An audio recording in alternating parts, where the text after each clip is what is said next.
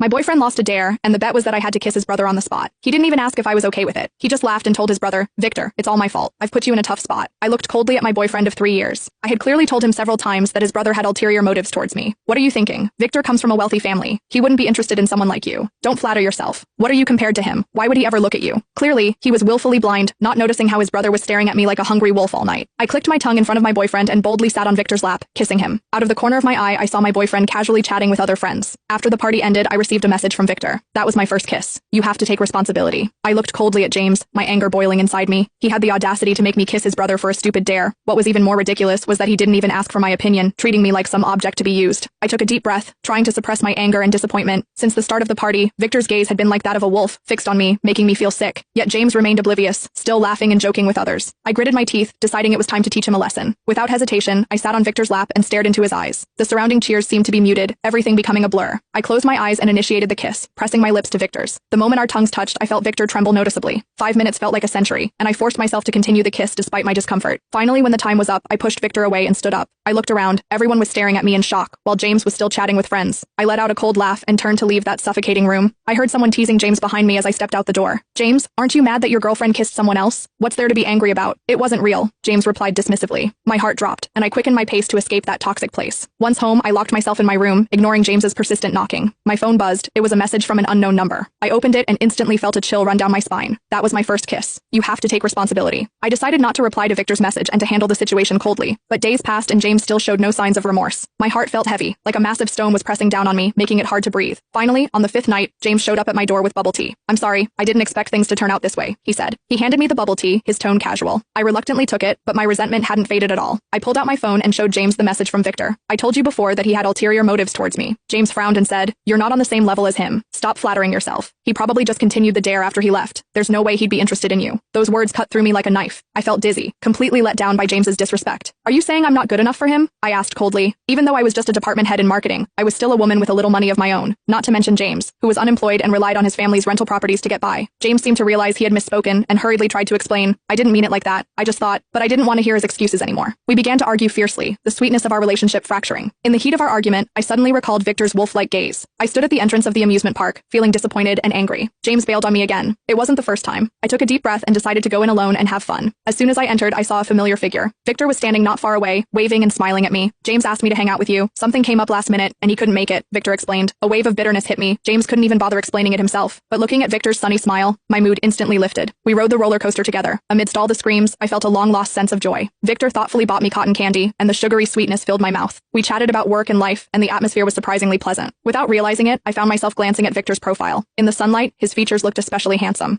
Suddenly, I remembered that kiss from the other day, and my heart started racing. Victor seemed to notice my gaze and turned to smile at me. In that moment, it felt like I was falling into a warm dream. We rode the Ferris wheel together, taking in the beautiful view of the amusement park from above. As the sun set, Victor gently took my hand. I didn't pull away, letting the warmth spread through me. After the Ferris wheel, Victor suggested we explore the haunted house. In the darkness, I instinctively moved closer to him, feeling his body heat. As we walked out of the haunted house, we shared a smile, like we had just gone through an adventure. On the way home, I realized I had completely forgotten about James. Victor walked me to my door, hesitated for a moment, and gently kissed my cheek. I stood there, watching him walk away, a sweet feeling rising in my heart. Suddenly, my phone buzzed. It was a message from James. I stared at the screen. James's message left me with mixed emotions. "Sorry, a friend from abroad returned unexpectedly, and I just couldn't get away." I let out a cold laugh. I was so tired of hearing excuses like this. I couldn't shake Victor's kindness from my mind. It was such a sharp contrast to James. I hesitated whether to tell James about today. In the end, I chose to stay silent. Just then, my phone buzzed again. It was a message from Victor. "Did you have fun today? I hope I didn't let you down." Looking at the message, I couldn't help but smile. I quickly replied, "I had a great time. Thank you for hanging out with me." Victor responded almost instantly. "My pleasure. I'd love to hang out with you again." My heart raced suddenly, and a strange feeling spread through my chest. I knew this wasn't right, but I just couldn't stop myself. Over the next few days, Victor frequently reached out to me, sending sweet messages every day. We talked about work, life, and hobbies, as if there was nothing we couldn't share. Gradually, I found myself looking forward more and more to my conversations with Victor. Meanwhile, James seemed to be slowly fading into a distant corner of my memory. I knew I was sliding toward a dangerous edge, but I couldn't help it. Every word Victor said was like a shot of adrenaline, pulling me deeper into this. I started fantasizing about what life would be like if I were with Victor. However, just as I was lost in these sweet thoughts, thoughts, Victor suddenly sent me a message. It was a picture of James holding another girl, comforting her. I stared at my phone screen, my heart feeling like it was tightly gripped by an invisible hand. In the photo, James was holding an unfamiliar girl's shoulders, gently comforting her. My mind went blank in an instant, and all my trust collapsed in that moment. What's going on? I trembled as I typed a message to Victor. Victor replied quickly, I'm not sure either. I just saw it while passing by James's house today. I took a deep breath, forcing myself to calm down, and decided to go directly to James to ask for clarification. Pushing open James's door, I saw the girl sitting on the sofa, crying, while James was busy in the kitchen. Who is she? I struggled to control my tone, trying not to let my anger and jealousy spill over. James turned around, a flicker of panic crossing his face. Ashley, what are you doing here? This is my friend from middle school just back from abroad. I scoffed. A friend? Is that why you're holding her so closely to comfort her? Is that why you didn't go to the amusement park that day? James's expression turned slightly annoyed. What are you thinking? It's because her pet is sick and in the hospital. I was just comforting her, he defended. And the other day, when her pipe burst, I was just helping her, he added. I suddenly remembered that over the years, I had always handled any plumbing issues at home myself. So you can fix pipes? I said sarcastically. I've never seen you lift a finger all these years. James's face darkened instantly. What exactly do you want to say? Is there something wrong with helping a friend? I felt dizzy, as all my doubts and insecurities erupted in that moment. This is a huge problem, I nearly shouted. You've kept so much from me, and you expect me to trust you? James's demeanor suddenly turned cold. Believe it or not, I don't owe you any explanations. I turned to leave, tears blurring my vision, filled with grievance and anger. Back home, I curled up on the sofa, replaying the scenes from earlier in my mind. My phone vibrated. Victor's message was, "Are you okay? Do you need someone to talk to?" I stared at the screen, suddenly struck by a bold idea. Maybe it was time to teach James a lesson. I focused on the phone screen, my finger trembling as I hit send. "Victor, I want to see you." Almost instantly, Victor replied, "Sure, I'll be right there." I took a deep breath, trying to calm the turmoil inside me. Less than half an hour later, the doorbell rang. I opened the door to see Victor's concerned gaze. "What happened?" he asked softly, worry evident in his eyes.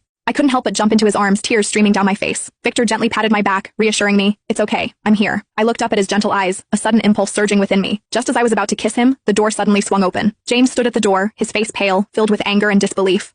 James stood frozen in the doorway. For a moment, nobody moved. I was still standing in Victor's arms, tears on my face. Victor's hand rested lightly against my back. The sight alone was enough to make James's expression twist with fury. "What the hell is this?" he demanded. I laughed bitterly. "Now you care." James stepped forward. "Ashley, get away from him." Victor didn't move. Instead, he calmly looked at his brother. "She's not your property." The room instantly grew tense. James clenched his fists. "Stay out of this, Victor." "I stayed out of it for 3 years, Victor replied. 3 years of watching you treat her like an afterthought." My heart skipped. James turned to me. "You're really doing this?" "With my brother." I stared at him. "Doing what exactly?" His face reddened. "Cheating on me." The accusation made something inside me snap. "Cheating?" I repeated. "You volunteered me to kiss your brother for a stupid dare." James opened his mouth. "You ignored me every time I told you he made me uncomfortable." His jaw tightened. "You skipped our plans over and over." I took another step forward. "And when I showed you his message, you basically told me I wasn't good enough for him to be interested in." The room fell silent. Even the girl on the couch looked embarrassed. For the first time, James seemed unable to defend himself. "Ashley." "No." I shook my head. "I'm done listening." His expression shifted from anger to panic. "Ashley, don't do this." The fear in his eyes surprised me, because suddenly I realized something. He wasn't afraid of losing me. He was afraid of losing to Victor. The realization made my stomach turn. All this time, I'd been fighting for a relationship that only existed in my imagination. James loved having me around. He loved my loyalty, my support, my forgiveness. But he never truly valued me. Victor suddenly spoke. "Leave." James looked at him. "What?" "You heard me." The brothers stared at each other. Years of rivalry seemed to pass between them in a single glance. Finally, James looked back at me. "Are you choosing him?" I took a long breath. Then I said the one thing he never expected. "I'm choosing myself." The color drained from his face. I walked to the door and held it open. "Leave, James." For several seconds, he didn't move. Then he slowly turned and walked out. The moment the door closed behind him, my legs gave out. Victor caught me before I hit the floor. "Ashley." I laughed through my tears. "I'm such an idiot." "No," he said softly. "You just loved the wrong person." The breakup was ugly. James called, texted, showed up at my apartment. For weeks, he alternated between apologizing and blaming me. I ignored every message. Eventually, he stopped. The silence felt strange at first. Then it felt peaceful. For the first time in years, I didn't have to wonder whether I was someone's priority. I simply became my own. I threw myself into work, accepted a promotion, started traveling, started living. And throughout all of it, Victor remained there. Never pushing, never demanding, just quietly supporting me. 6 months later, he finally asked me on a real date. Not as James's brother. Not as my shoulder to cry on. Just as Victor. And this time there were no secrets between us. No dares. No games. No manipulations. Just honesty. 3 years later, I stood on a beach at sunset. Victor knelt in the sand with a ring in his hand. "Ashley," he said, smiling nervously. "Will you finally take responsibility for my first kiss?" I burst out laughing. The same ridiculous line from that text message years ago. Tears filled my eyes. "Only if you take responsibility for stealing my heart." His smile widened. "Deal." "Then yes." As he slipped the ring onto my finger, I caught sight of the ocean sparkling behind him. For the first time, I felt grateful for that terrible dare. Because losing James had led me to something far more valuable. Not just Victor, but the version of myself who finally knew her own worth. Red heart. Ruin. 2 months after our engagement was announced, everything exploded. I was at work when my phone started vibrating nonstop. Message after message flooded in. "Have you seen social media? You need to look right now. Someone is accusing Victor of using you." My stomach dropped. I opened the post. It had been uploaded from an anonymous account. Screenshots. Photos. Rumors. The post claimed Victor had deliberately stolen his brother's girlfriend out of jealousy. That he had manipulated me from the beginning. That our entire relationship was nothing but revenge against James. Within hours the story spread everywhere. People who knew nothing about us were judging us. Strangers called me a gold digger. Others called Victor a traitor. The worst part? James wasn't stopping it.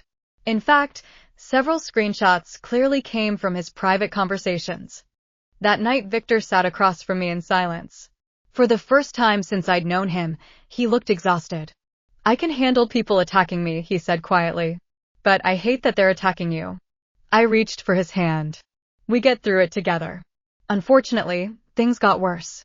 1 week later, Victor discovered that a major business deal had been canceled. Investors didn't want controversy.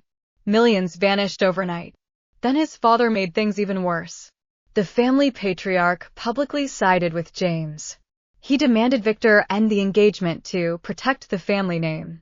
Victor refused. His father immediately cut him off from several family companies. Overnight, Victor lost nearly everything he had spent years building. The media called him foolish. His relatives called him selfish. His friends advised him to walk away from me. But he never did. One evening, after another terrible day, I found him sitting alone on our balcony. The city lights reflected in his eyes. "I might lose everything," he admitted. I sat beside him. "You won't." He laughed humorlessly. "You have more faith in me than I do." I rested my head on his shoulder. "No." I squeezed his hand. "I just know what it feels like when someone treats you as disposable." His eyes softened.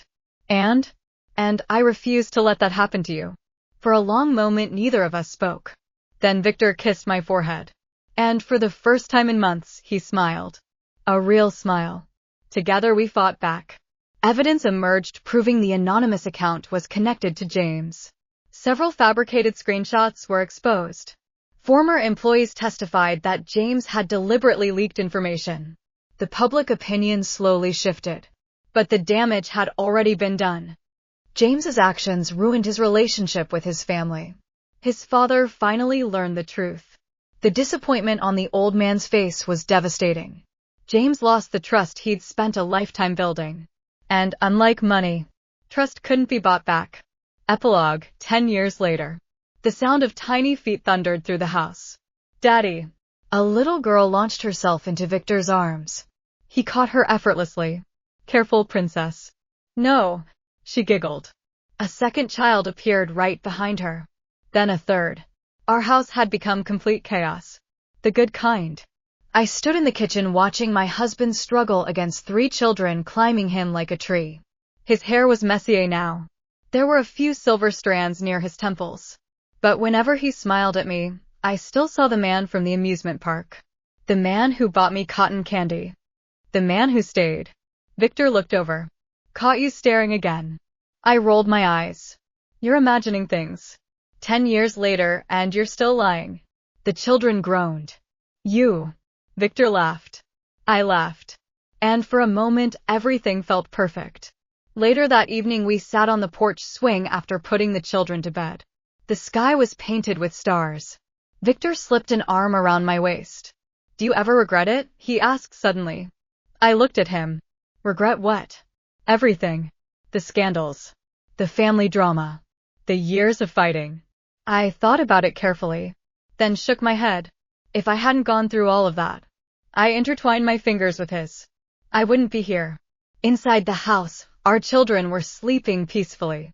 The home we built together glowed warmly behind us. Victor kissed my hand. I still think you owe me for that first kiss. I laughed. 10 years later, and you're still using that line? Absolutely. His grin widened. It's worked out pretty well for me. I leaned against him. The night air was cool. His heartbeat was steady beneath my ear. And as I listened to it, I realized something. The greatest revenge against the people who hurt us wasn't making them suffer. It was building a life so full of love and happiness that their betrayal no longer mattered. And in that moment, surrounded by the family we'd created, I knew we had won. The end. Red Heart.